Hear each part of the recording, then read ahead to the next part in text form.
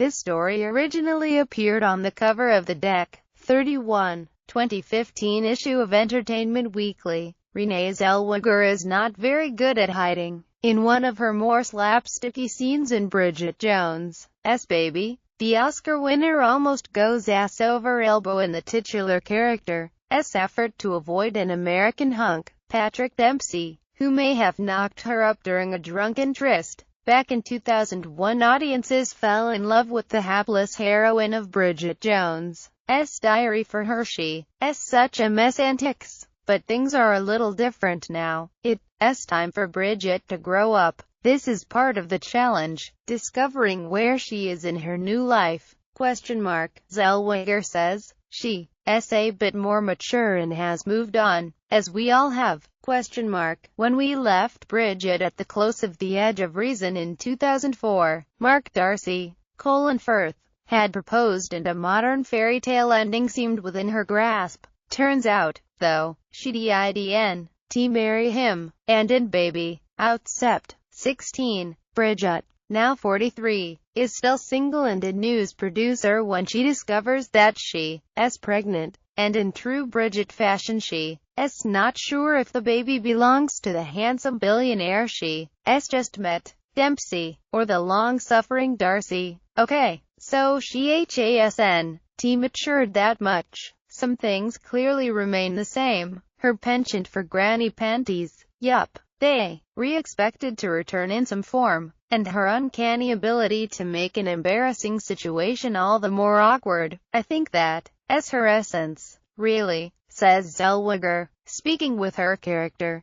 British accent, and entirely in a whisper. During a break from EW's cover shoot in London, all of us do things in our personalities that we don't outgrow, that will no doubt please fans of the first two films, which earned more than $500 million worldwide, but that made the 12-year gap before this third movie all the more puzzling. Why the delay? Finding the right story proved a bigger challenge than you might expect. The first two installments were based on the novels by Helen Fielding, but producers weren't ready to make the narrative leap the author took in her latest Bridget book. Mad about the boy. In that yarn, Bridget is already a single mom and spoiler alert, Darcy has quickly become, ahem, unavailable. Still, producers Fellner and Debra Hayward liked the idea of exploring a mature Bridget with a ticking biological clock, so they enlisted Fielding to write a screenplay that tells an alternate version of the story. Zellweger, meanwhile, was open to crossing the pond again for the right tale. She hadn't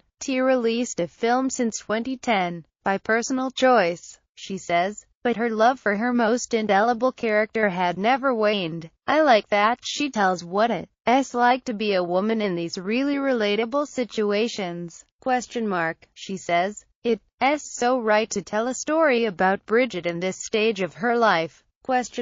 In this case, about what happens when your choices steer you off the culturally prescribed path. All of Bridget's friends have moved on.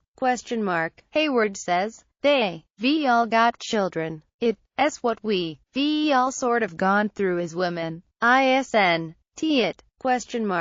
primary man in the franchise, Colin Firth, has had his own journey with Bridget. Although he earned an Oscar for the King's Speech in 2011 after starring in the first two movies, he says he never quite said goodbye to her. I thought it would be very positive-faced to try to run from it, he says, but admits that his character has a much tougher rival for Bridget's affections this time around. Hugh Grant's Daniel Cleaver is no longer in the picture, or the movie, but Cleaver was too much of a narcissistic head to pose a real threat.